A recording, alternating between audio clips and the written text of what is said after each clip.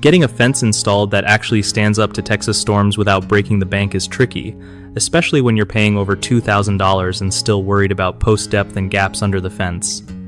So here's the deal.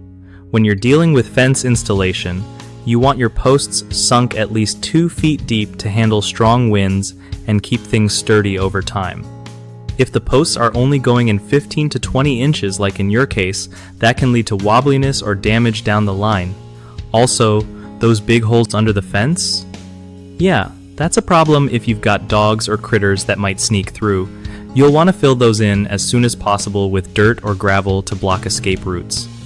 When you're paying around $2,600 for about 120 feet of fencing, make sure you're not just getting cheap work slapped together. Ask about both post depth and whether they're using proper concrete footers. A good tip is to ask the contractor up front if they're following local building codes for fence post depth and whether they'll clean up after themselves. If the installer leaves old wooden posts or huge holes, don't hesitate to call them out because that's not the kind of finish you want.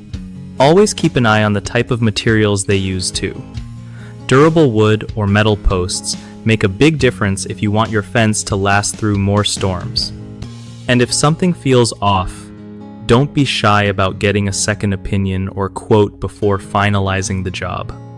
One of the biggest issues with fence installation is shallow post depth, which can cause your fence to lean or fall during storms.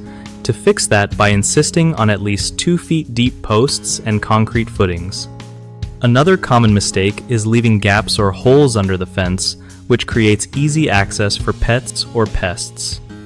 The solution is to fill those gaps with dirt or gravel right away. Lastly, using leftover or old materials like wooden posts instead of proper new ones can lead to early wear and poor durability. Always ask for new, quality materials and refuse any shortcuts that could save money but hurt your fence's lifespan.